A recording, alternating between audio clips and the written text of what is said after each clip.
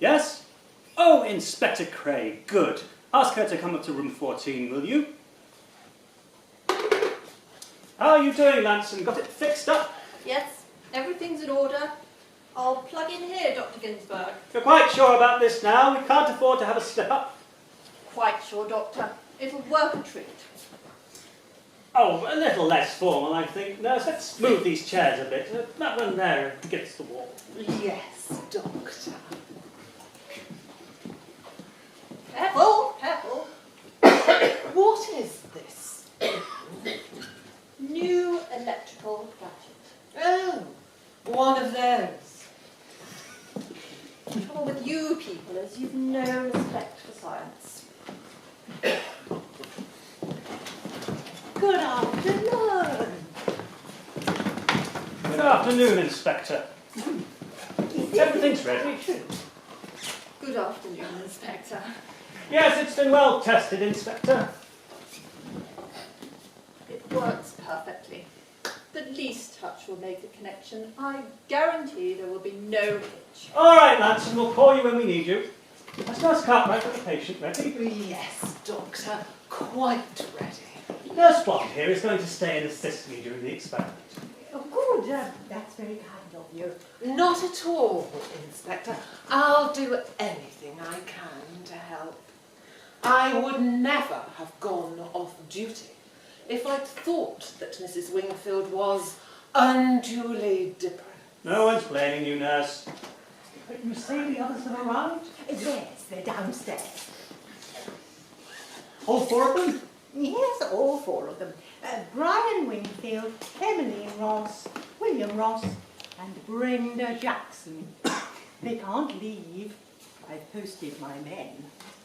You must understand, Inspector, that the well-being of my patient comes before anything else. At the first sign of collapse or undue excitement, any indication that the experiment is having an adverse effect, I shall stop the proceedings. You're quite You understand that, Nurse? Oh, yes, Doctor.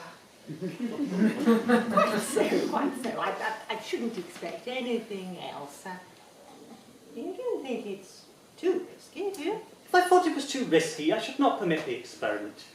Mrs. Wingfield's condition is mainly psychological, a result of a severe shock.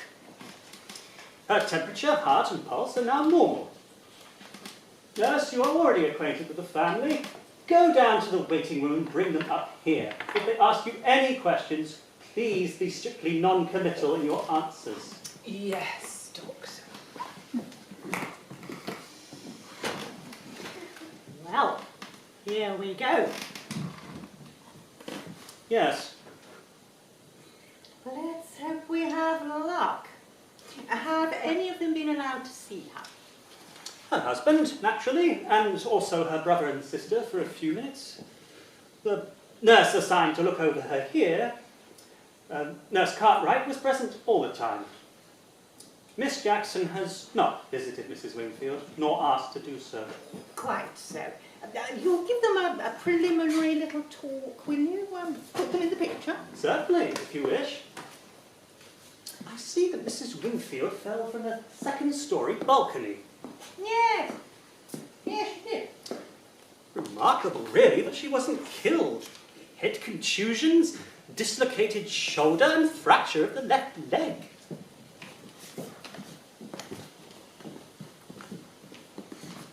afternoon, Miss Ross. Will you sit down? Mr. Ross. You sent for us.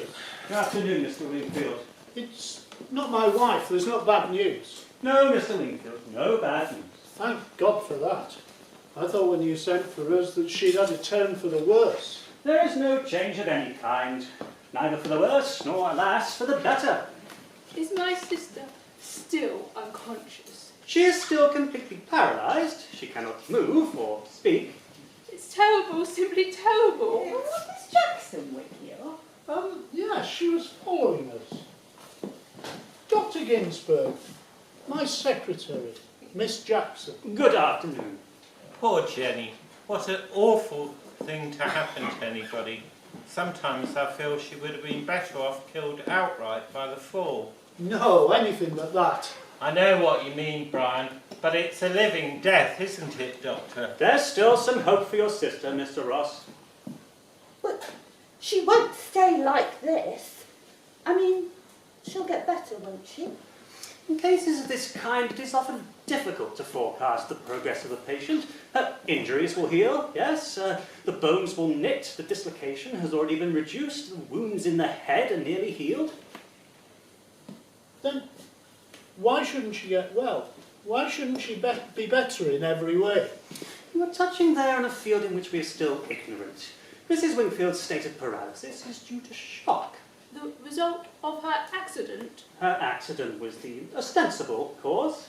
Just what do you mean by ostensible?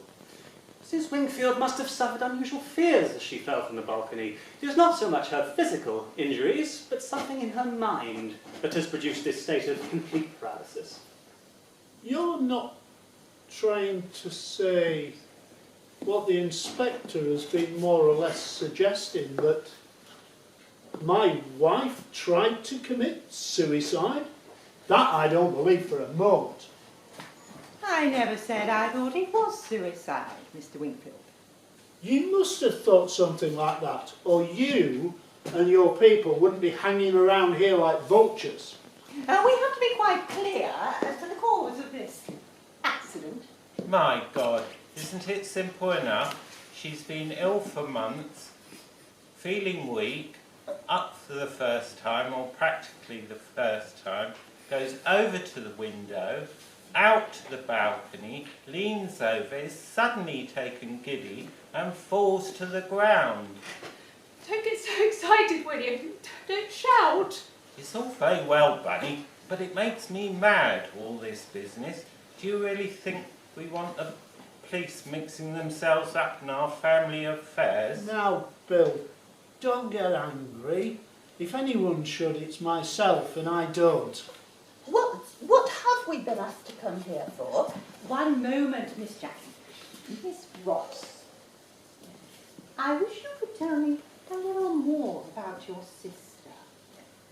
Was she at all subject to fits of melancholy, depression? She was always highly strung, nervous. Oh, I wouldn't say that at all. Men don't realise these things. I know what I'm talking about.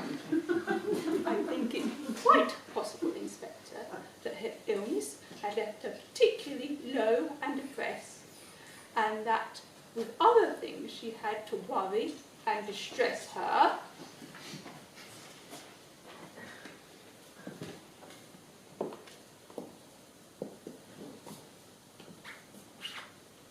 Where are you going, Miss Jackson? I'm leaving. I'm not one of the family. I'm only Mr. Winfield's secretary. I was asked to come with the others, but really I don't see the point in all of this. If all you are going to do is go on and over about the accident, whether it was an accident or an attempted suicide, well, don't see why I should stay. But we're not going to go over and over the same thing again, Miss Jackson. We're about to make an experiment. An experiment? What sort of experiment? Dr. Ginsberg will explain. Sit down, Miss Jackson. Dr. Ginsberg. I had better perhaps recapitulate what I know or have been told. Mrs. Wingfield has been suffering in the last 2 months from an illness somewhat mysterious in nature that was puzzling the doctor in attendance on her, Dr. Horsefield. This I have on the authority of Dr. Horsefield himself. She was, however, showing decided signs of improvement and was convalescent, though there was still a nurse in the house. On the day in question, exactly 10 days ago, Mrs. Wingfield got up from bed after lunch and was settled by Nurse Bond in an easy chair near the open window, it being a fine, mild afternoon. She had books beside her and a small radio. After seeing her patient had all she needed, Nurse went out for her afternoon walk as usual. What happened during the course of that afternoon is a matter of conjecture. But at 3:30, a cry was heard. Miss Ross, who was sitting in the room below, saw a falling body cross the window. It was the body of Mrs. Wingfield, who had fallen from the balcony of her room. There was no one with her at the time when she fell, but there were 4 people in the house. The 4 people who are sitting here now. Perhaps, Mr. Wingfield, you would like to tell us, in your own words, just what happened then. I just thought I'd been through this enough. I was in my study, marking scripts, and I heard a scream, a noise from outside, and I ran to the side door and out onto the terrace. And then I saw Jenny. Emmeline came a few moments later, and then Miss Jackson and William. And then we called for the doctor, and... Yes, Mr. Wingfield. There's no need to go into any more.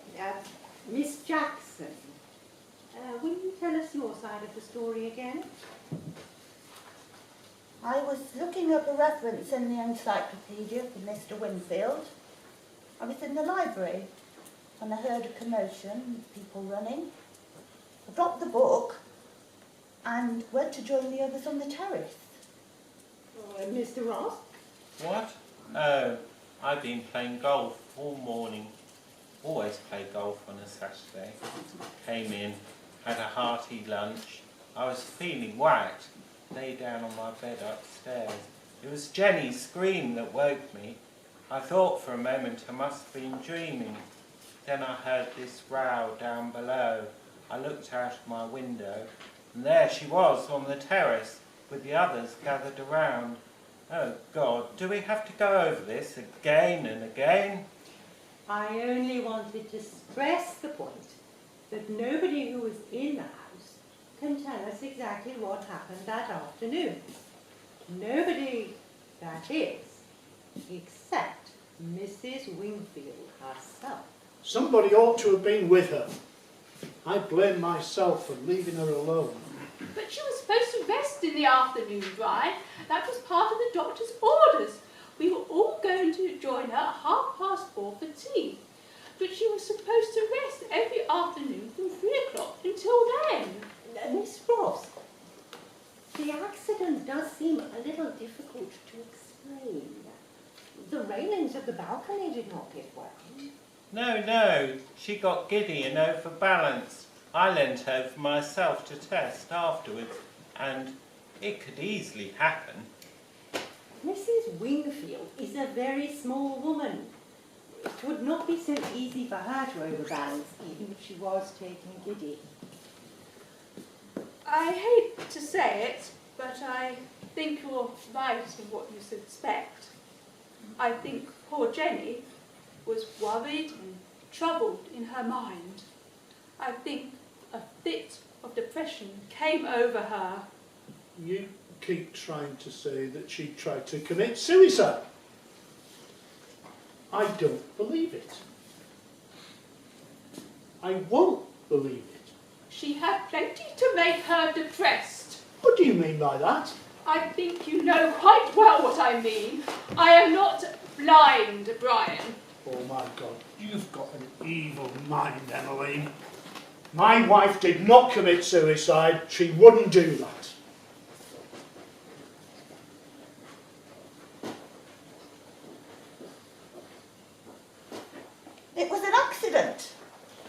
it was an accident. Miss Ross is just trying to. Yes, what am I trying to do?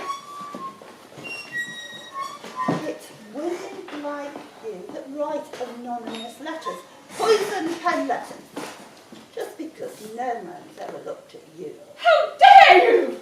Leave my... Oh my God. Cut it out, both of you. Why don't you? I think we're all getting rather overexcited and talking about things that are actually not relevant. What we need to understand, surely, is what was Jenny's state of mind on the day that she fell. Well, I'm her husband and I know her very well, and she did not try to commit suicide. Because you don't want to think so. You don't want to feel responsible. Responsible? Responsible for what? Driving her to what she did. It's What not do you mean by that? Please, please, when I asked you to come here, it was not my object to provoke recrimination. What? I'm not so sure. What do you mean by that? No, what I had in mind was to conduct an experiment.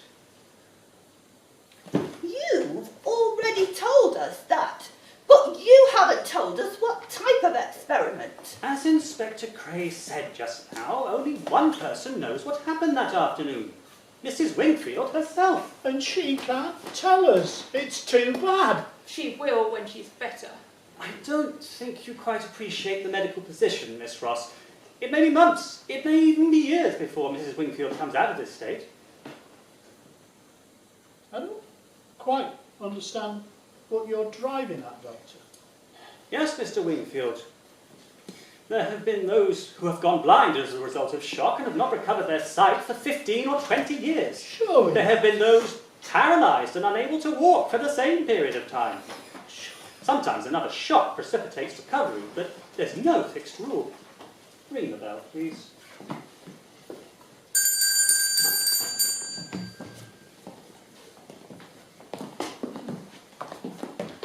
Nurse, would you mind? Jenny! Jenny, darling! What's going on? What is she trying to do? Mrs. Wingfield, as I have told you, is completely paralysed. She cannot move or speak. But we are all agreed that she knows what happened to her on that day. She's unconscious. You said she might be unconscious for years. I did not say unconscious. Mrs. Wingfield cannot move or speak, but she can see and hear. And I think it highly probable that her mind is as keen as ever it was. She knows what happened. She would like to communicate it to us, but unfortunately she can't do so. You think she can hear us? You think she can understand us and know what we're feeling? I think she knows. Jenny! Jenny, darling! Can you hear me? I know it's been terrible for you, but it's going to be all right. Answer? Ready when you are, sir. I said that Mrs. Wingfield could not communicate with us, but it is possible that a way has been found. Dr. Salzbergen, who has been attending her and is a specialist on this form of paralysis, became aware of a very slight power of movement in the fingers of her left hand. It is very slight, hardly noticeable. She could not raise her arm or lift anything, but she can very slightly move the two fingers and thumb of her left hand. Miss Manson here has fixed up a certain apparatus of an electrical nature. You see, there is a small rubber bulb. When that bulb is pressed, a red light appears on top of the apparatus. The slightest pressure will operate it. If you please, Manson. Nurse, uncover the patient's left arm. Answer. Between the thumb and two fingers. Gently.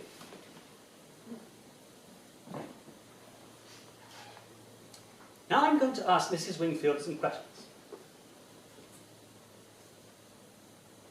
But you can't possibly put any reliance on what might just be muscular spasms. I think we can soon find out whether Mrs. Wingfield can answer questions or not. I won't have it. It's dangerous. It'll set her recovery back. I won't allow it. Brian, Mrs. Wingfield's health will be fully safeguarded, I assure you. Nurse, at least sign of collapse, you know what to do. Yes, Doctor. I don't like this. I don't like it. I'm sure you don't like it. Do you? I think it might be interesting. I don't believe Quiet, quiet, please. We must have absolute quiet. The doctor is about to begin. Mrs. Wingfield, you have had a very narrow escape from death and are now on the way to recovery. Your injuries are healing. We know that you are completely paralysed and cannot move or speak. Now what I want is this. If you understand what I am saying to you, try and move your fingers so that you press the bulb. Will you do so? Good. You have been understanding what we have been saying to you, Mrs. Wingfield? Thank you. Now what I propose is this. If the answer to a question is yes, you will press the bulb once. If the answer to is no, you will press it twice. Do you understand? Good. Now, Mrs. Wingfield, what is the signal for no? I think, then, it must be clear to all of you that Mrs. Wingfield can understand what I'm saying and can reply to my questions. Now, I'm going back to the afternoon of Saturday the 14th. Do you have a clear recollection of what happened that afternoon? Good. As far as possible, I will try and ask you questions that will save you too much fatigue. I am assuming, therefore, that you had lunch, got up, and nurse here settled you in a chair by the open window. You were alone in your room and were supposed to rest until 4:30. Am I correct? Did you, in fact, sleep a little? And then you woke up. You went out onto the balcony. You leant over. You lost your balance and fell. You fell, but you did not lose your balance.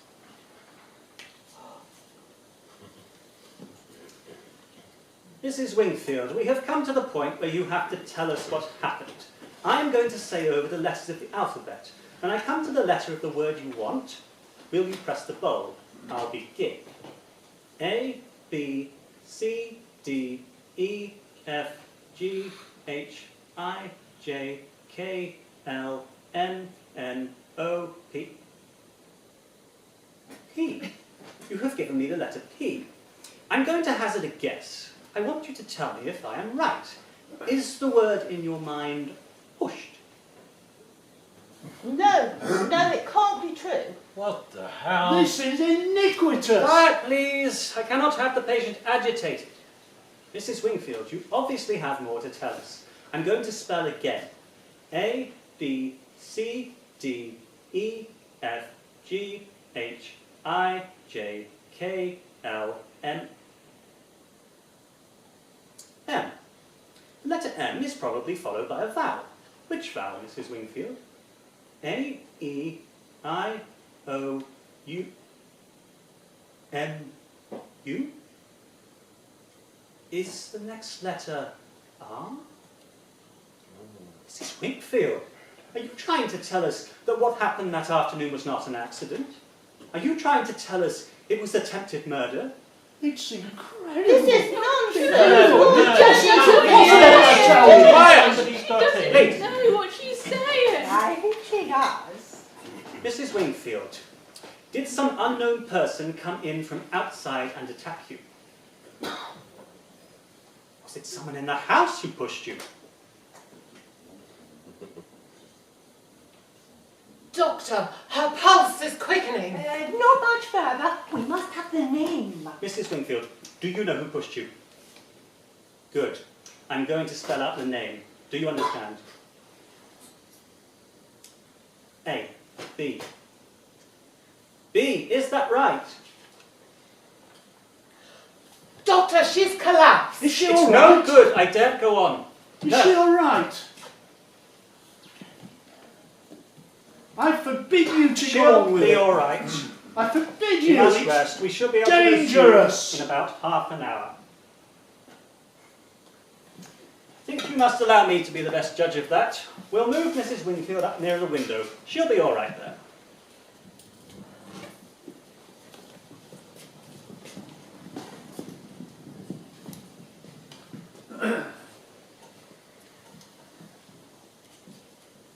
There's not much doubt, is there, who she meant? B. Not much doubt about that, is there, Brian? You always hated me, Emily. You've always had it in for me. I tell you, here and now, I didn't try to kill my wife. Do you deny you're having an affair with that woman there? It's not true. Don't tell me that. You were head over ears in love with him. Oh, all right then. I did try it, but that was ages ago. He didn't really care for me. It's all over, I tell you, all over. In that case, it seems odd you stayed on as his secretary. I didn't want to leave him. I didn't want to go. And perhaps you thought that if Jenny were out of the way, you'd console him very nicely and be Mrs. Wingfield number 2. Emmeline, for heaven's sake! Perhaps it's B for Brenda. Oh, you horrible woman, I hate you! It's not true. Brian and Brenda, that seems to narrow it down to one of you two, all right. I wouldn't say that. It could quite easily be B for brother or Bill. She always called me William. Anyway, after all, who stands to gain most from poor Jenny's death? Not me. It's you and Emily. You get all the money. Please, please, I can't have all this argument. Nurse, will you take me down to the waiting room? Yes, Doctor. We can't stay cooped up in this little room with all of us slanging each other. You can go where you like on the hospital premises, but none of you is actually to leave the place. Is that understood? All right. Yes. I have no wish to leave. My conscience is clear.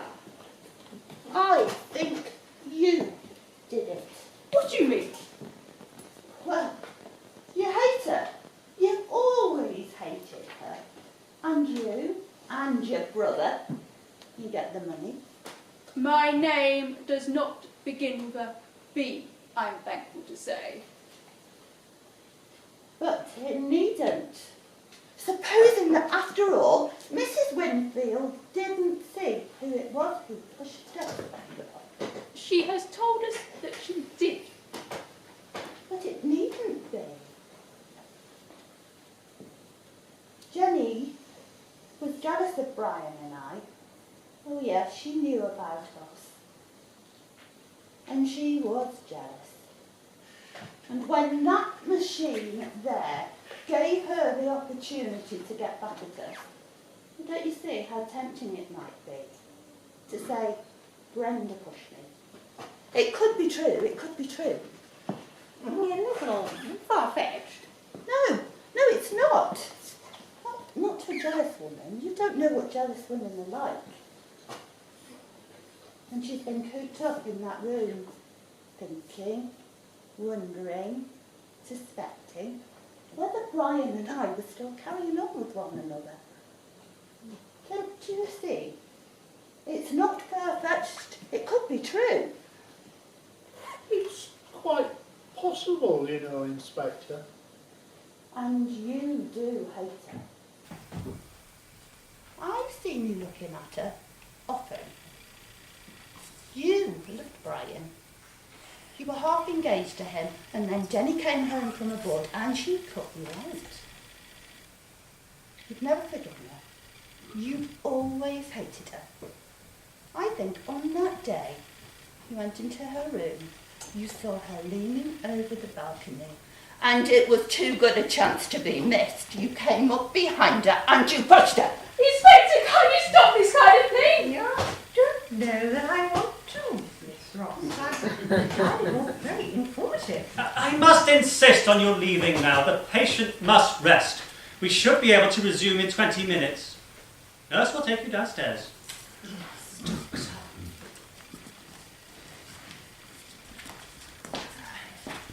Miss Ross, would you mind waiting a moment?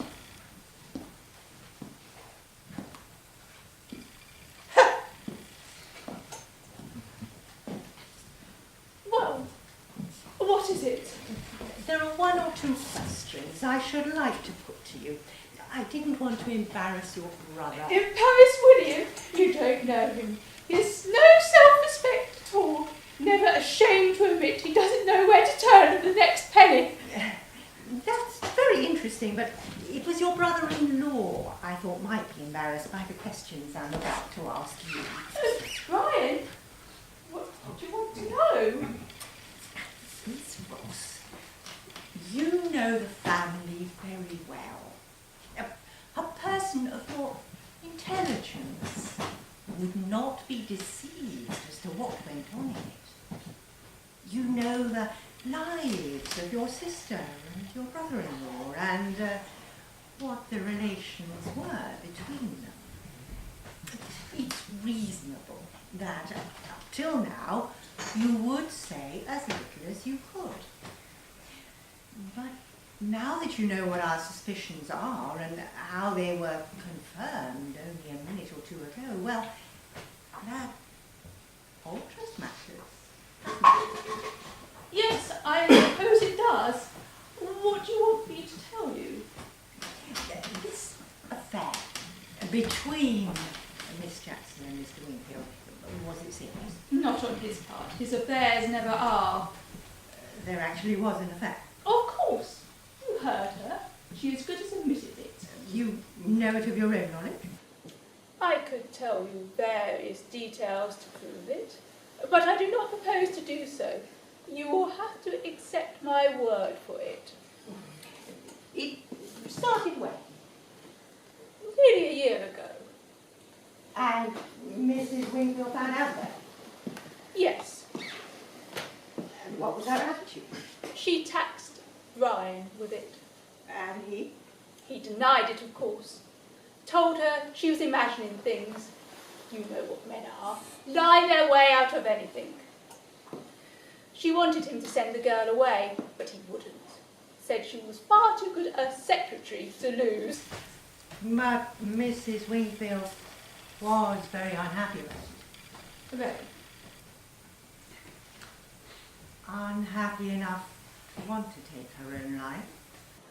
Not if she'd been well and strong, but her illness got her down, you see, and she got all kinds of fancies. Kinds of fancies, Miss Ross? Just fancies. Why was Mrs. Wingfield left alone that afternoon? She preferred it. One of us always offered to sit with her, but she had her books and her radio. For some reason, she preferred to be alone. Whose idea was it to send the nurse off duty? In private nursing, that's standard practice. The nurse would have 2 hours off every afternoon. Miss Jackson has told us that it was all over ages ago, referring to her affair with Mr. Wingfield. Do you say that was not so? I think they broke with each other for a while, or possibly they were very careful. But at the time of the accident, it was on again all right. Oh, yes. You seem very sure of that. I lived in the house, didn't I? And I'll show you something.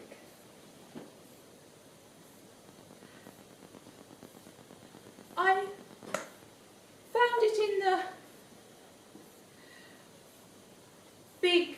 hanging vase on the hall table. They used it as a postbox, it seems.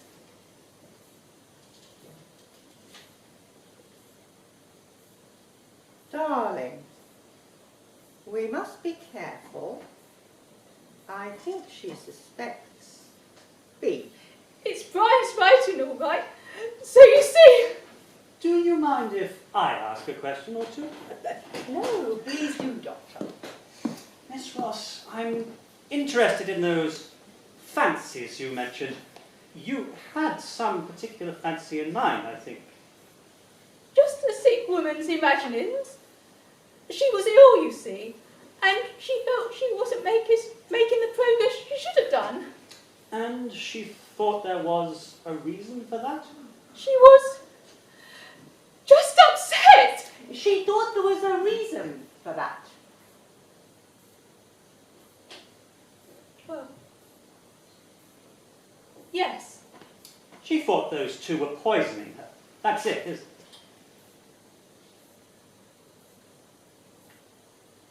Yes. She said so to you? Yes. And what did you say?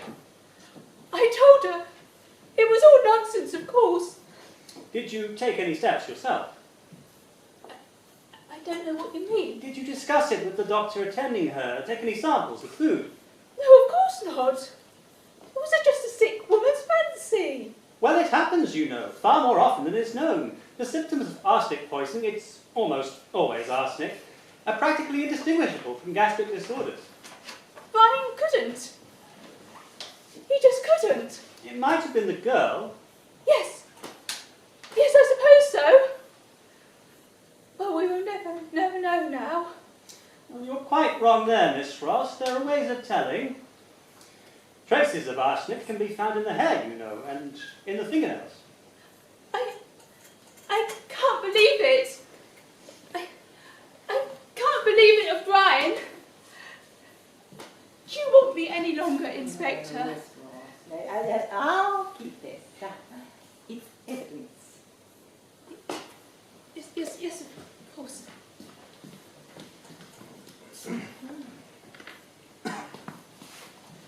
Well, we got something. Yes, from the mitten vase in the hall. Interesting. It's his writing? Oh, yes. It's Brian Wingfield's writing, all right. You know, he was quite a one for the ladies. Bowled them over like ninepins. It doesn't strike me as a Casanova type. Writes all those historical novels. Very erudite.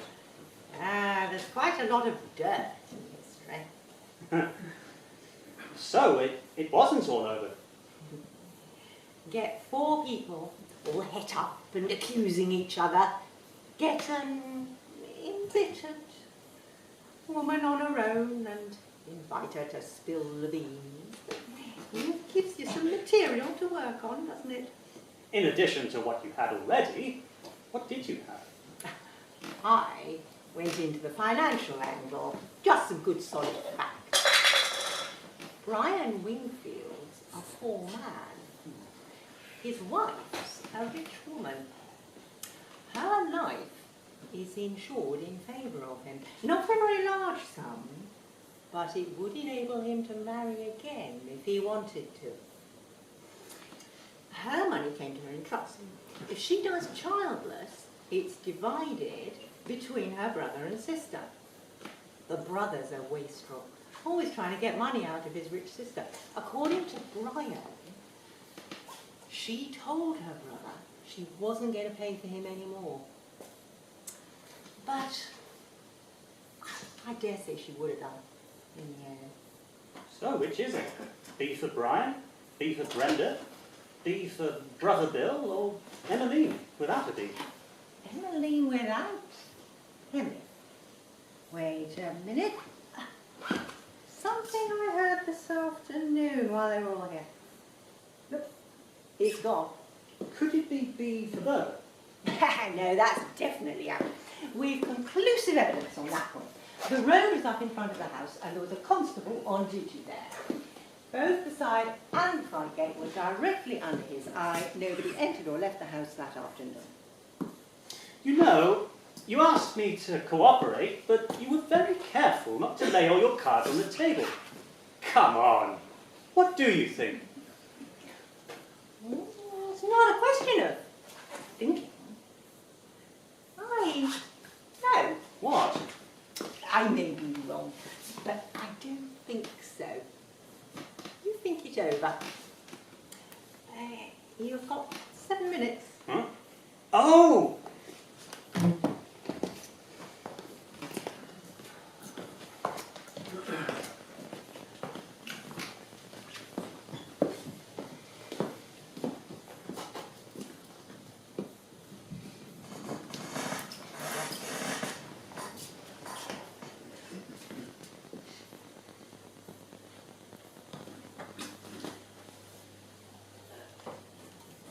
Thank you for your help, Mrs. Wingfield.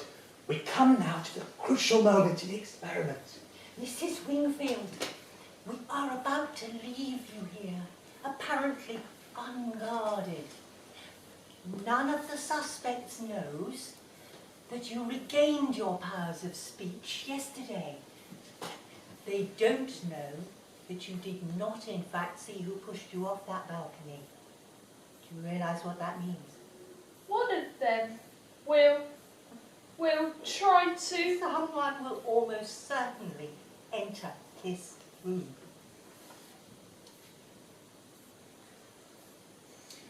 Are you sure you want to go through with this, Mrs. Wingfield? Yes, I must know who. Don't be afraid. We shall be close at hand. If anyone approaches you or touches you. I know what to do. Thank you, Mrs. Wingfield. You're a wonderful woman. Just be brave a few moments longer and we shall trap our killer. Trust us, both of us.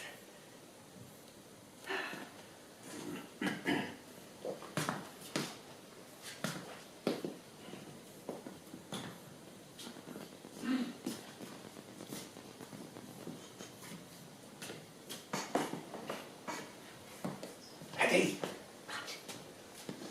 Why don't you come into my office? In view of the poisoning suggestion, you might like to look over the files. Yes, I'd like another look at those X-ray plates too, if I may.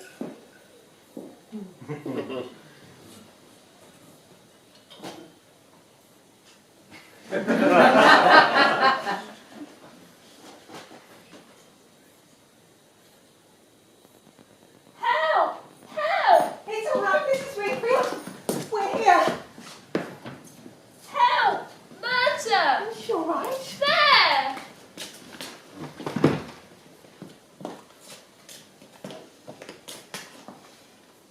She's all right. Oh, Thank you, Mrs. Wingfield. You've been very brave. thank you, Mrs. Wingfield. Oh, the killer has played right into our hands. That note in the Ming vase was all I needed. Brian Wingfield would hardly need to send secret notes to a secretary he saw every day. That note was for someone else. And that constable on duty, he swears, nobody else entered or left the house that afternoon. So it seems you didn't go for your off-duty walk that day. You may come out from behind that curtain now. Dust bomb.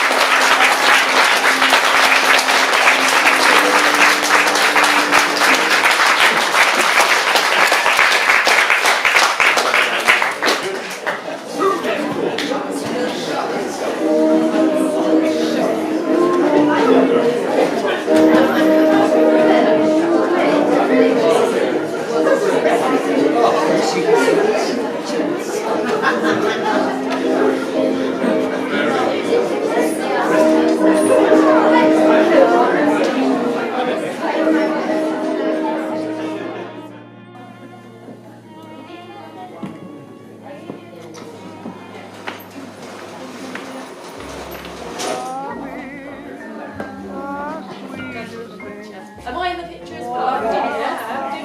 Yes. What are you thinking? Where are you at? The wheelchair, sir. So if you don't get in the wheelchair, do you? No. Okay,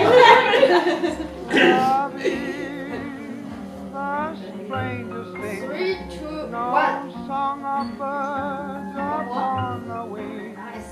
Shall in our hearts more sweetly sing, and love whatever hearts may desire, whatever life may send. This is a tale that never will tire. This is the song without end. Love is the strongest thing, the oldest, yet the latest thing. I only hope that fate may bring love's story to you. Love is the sweetest thing.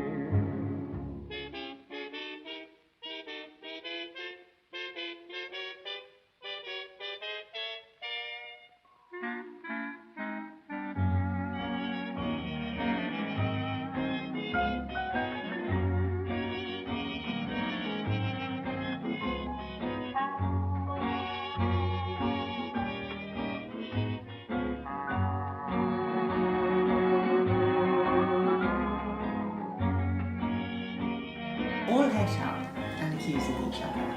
Get an embittered woman on her own and invite her to spill the beans. It gives one some material to work on, doesn't it? In addition to what you had already, what did you have? Just some good solid facts. I went into the financial angle. Brian Wingfield's a poor man. His wife's a rich woman. Her life's insured in favour of him. Not for a very large sum, but it will enable him to marry again if he wanted to.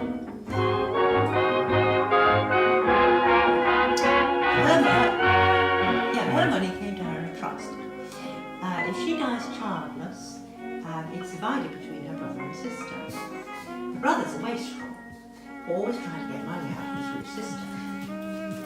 According to Brian, she told her brother that she wasn't going to